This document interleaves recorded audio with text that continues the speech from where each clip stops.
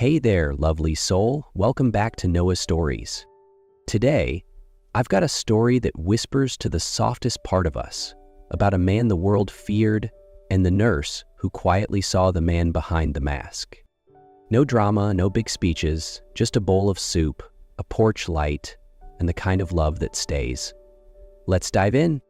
Julian Hart was a name that sent shivers through the publishing world, not because he was friendly or fair, but because he was feared. After surviving a high-profile private jet crash that made national headlines, he was admitted to New York's most elite private hospital, the kind where silence is paid for and kindness is often mistaken for weakness. His hospital room didn't look like a place for recovery. It looked more like a high-end penthouse. Oak-paneled walls, marble floors, fresh flowers replaced every morning. Everything in perfect order, except for the man at the center of it all, angry, frustrated, and quietly broken in places no scan could detect. 5 nurses had already been dismissed within 10 days. Each left with the same conclusion. He doesn't need care, he just needs someone to unload his fury on. But on the 11th morning, a young nurse from Maine walked in, calm, unshaken, unwilling to flinch or flee. Her name was Clara Evans. Julian didn't bother to look up when Clara entered. His voice sliced through the room, dry and sharp like cracking glass. "I don't need anyone here. Get out." No shouting, no rage, but the words struck like a gavel in a silent courtroom. Clara didn't move. No fluster, no hesitation. She calmly placed the tray of medical tools on the table, as if the hostility meant nothing. Then, after a beat of silence, she asked, softly, clearly, "Can you reach the wounds on your back by yourself?" Her words landed like silk and stung like truth. Julian finally looked up. Really looked. Her gaze held no fear, no challenge, just a calm so unnerving it stripped him of power, as if she didn't see the media tycoon, just a man in need of care. He scoffed. "Do you even know who I am?" Clara smiled. No nod, no denial. "I know you're not a superhero. Your spine fractured like anyone else's. Yesterday's incision needs dressing. Unless you'd prefer ICU for infection." The air grew thick. Julian said nothing, but for the first time, he didn't ask her to leave. Clara pulled a chair closer and snapped on her gloves. "I'll stay silent if you want, but I'm here to do my job, and you need care, even if you hate that truth." No debate, no dominance, just truth. Spoken gently enough to make silence feel like surrender. Clara returned the next morning, her steps soft, her hands steady, the tray of medical tools balanced effortlessly in her grip. No one summoned her. No one stopped her. The door to room 807, the hospital's crown jewel, remained slightly ajar, like it had been waiting for her all along. She came again the next day, and the next. No announcements, no permission, just presence. Julian never told her to stay, but he no longer told her to leave. Between them formed a quiet treaty. No negotiations, no promises, just the simple shared understanding of 2 people existing in the same space, one healing from broken bones, the other from something more invisible. Clara didn't ask questions. She never brought up the crash, the headlines, or the rumors. Julian didn't ask about her hometown, her reasons for choosing nursing, or why her eyes looked older than her age. There were no stories traded, no pasts unpacked. Only tasks performed with quiet precision. The silence between them was not empty. It was weighty, dense, like the hush before snowfall or the thick stillness of a frozen lake, where everything seems calm, but beneath, everything is shifting. Julian remained distant, his tone clipped, responses minimal. But slowly, almost imperceptibly, something began to change. His shoulders seemed less tense when she entered. He stopped turning his face away when she changed his dressings. And once, only once, he asked if the antiseptic could be warmed before she applied it. That was all, but it was a crack. Clara said little, yet she brought a kind of quiet that made even the monitors in the room seem to beep more gently. She didn't fill the silence, she gave it shape. She didn't make herself invisible, but neither did she demand attention. Julian noticed things he'd never noticed before. The way she always tested the water temperature before touching his skin. How she kept a spare thermometer in her pocket, not because protocol required it, but because she'd once had to wait for a replacement, and that made her patient wait too. How her hands worked gently, but her eyes never drifted. Always focused, always grounded. But most of all, he noticed her gaze. It didn't say, "I pity you." It didn't say, "I'm doing my job." It simply said, "I see you." And in that gaze, Julian found something unfamiliar, the absence of judgment. They never spoke of connection, never acknowledged the invisible thread forming between them, but both felt it. Not love, not yet, but something that hummed softly beneath the surface, like a truth waiting to be spoken. One afternoon, as Clara walked out, Julian found himself turning his head, just slightly, just enough to watch her leave. He didn't know why he did it. He only knew that for the first time in years, he was afraid of something simple, that tomorrow she might not come back. That afternoon, the sky was thick with clouds, pressed against the hospital windows like a warning. But the storm didn't come from the sky. It came from the heart of a woman who had been quiet for far too long. Julian sat at the edge of the bed, draped in his gray patient gown, eyes locked on his tablet screen, pretending to follow market headlines, pretending they mattered more than the growing emptiness inside him. Clara entered with a tray of bandages, her steps as calm as ever. He didn't look up, but his voice cut sharp and cold. "Don't make it hurt like last time. You know I hate the feeling of skin being pulled open." Clara said nothing, calmly pulling on her gloves. Julian kept going, his words sharper now, designed to wound. "I've hired the best in the world for this. Compared to them, you're more intern than nurse." And that's when the storm truly hit. Clara looked up. Her voice wasn't soft anymore. It carried a different weight, dignity and exhaustion wrapped into one. "You can fire me, call the manager, I'll walk out right now. But don't you ever mistake someone's kindness for something you can buy or dismiss." Julian was silent, thrown off, but she wasn't finished. "I'm not here to save you. I'm just doing what a human being ought to do, offering the bare minimum of decency we owe one another. And if you think that's weakness, then you've understood nothing about strength." Silence fell. Only the soft hum of the air purifier remained.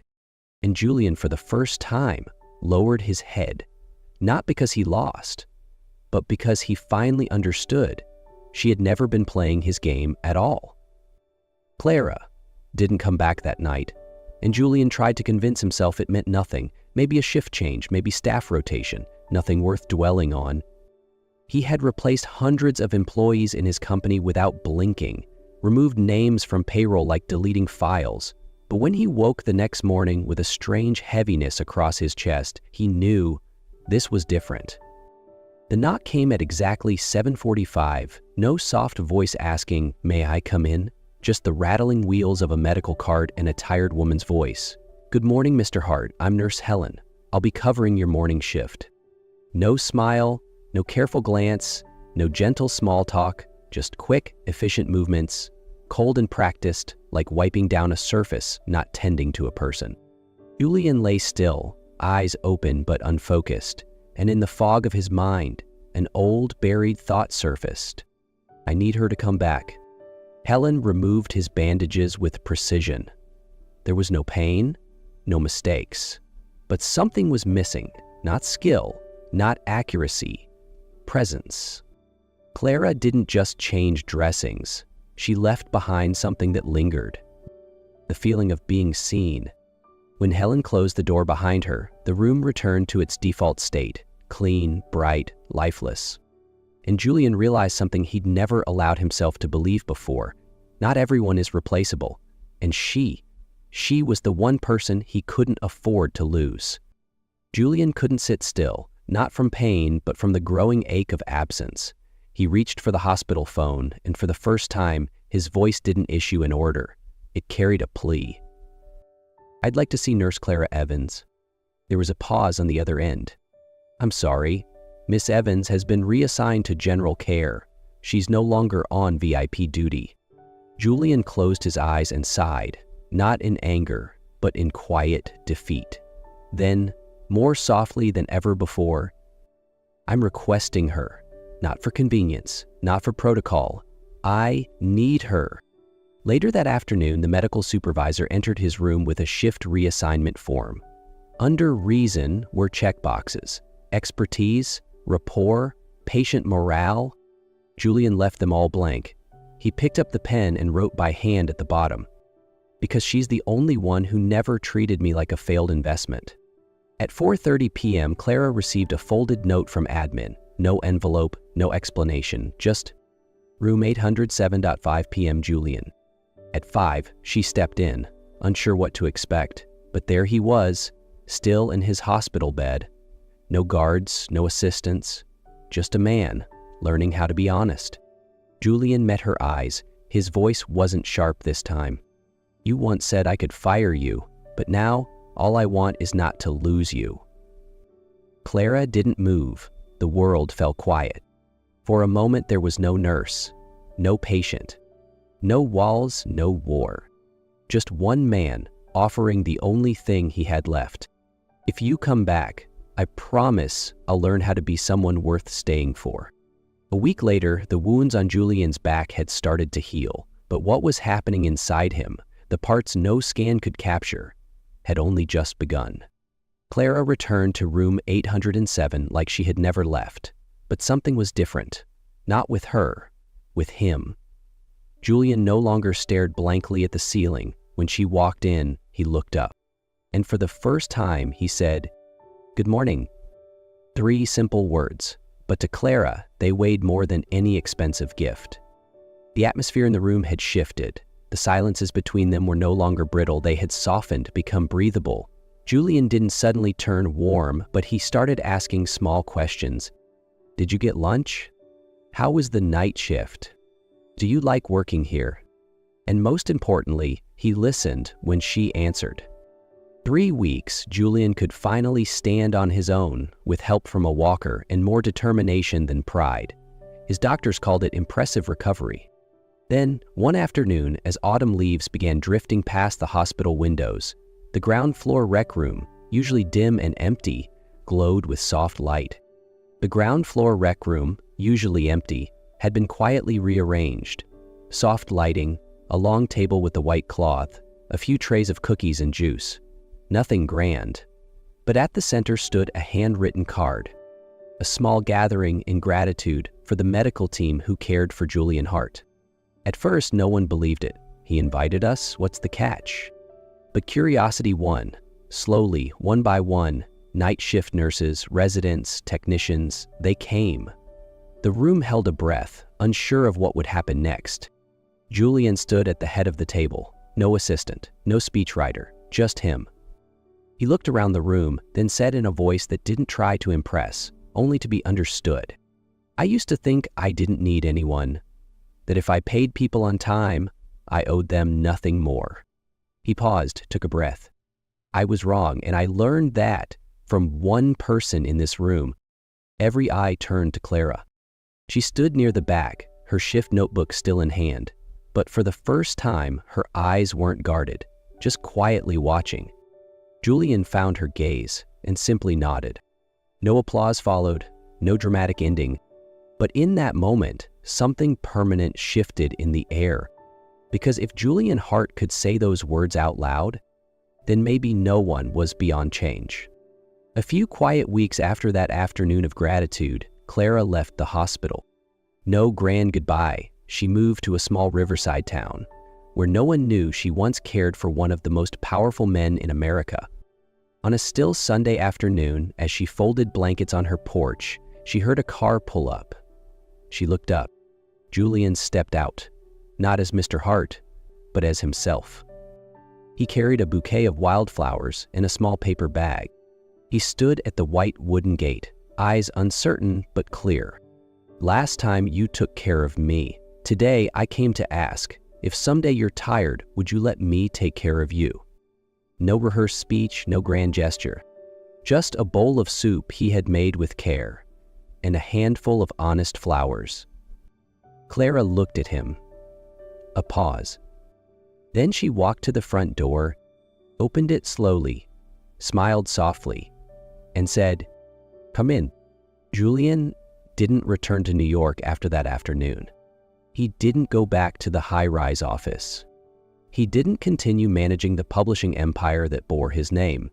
He handed over the CEO position, sold his shares, and chose what he once believed was weakness: peace. 1 month later, Clara discovered that the house next to hers, a small place with a wooden porch and bougainvillea vines, had been rented. The next morning, she saw him.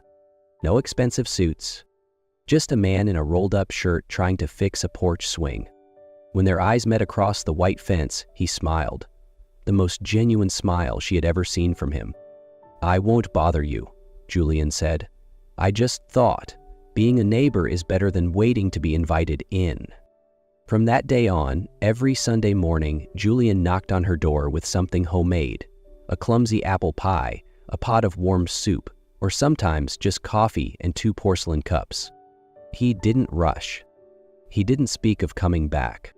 He was simply there by the fence, between little conversations and quiet smiles. Clara gradually got used to the regular knocking, to the way he asked, "Did you like this?" to the way he looked at her. Not hurried, not possessive, just someone learning how to love the right way. Summer passed, then fall, and on an early winter morning when the first snow had just dusted the porch, Julian didn't knock. He waited for her to open the door. In his hands wasn't a tray of food, but a small, dark, wooden box.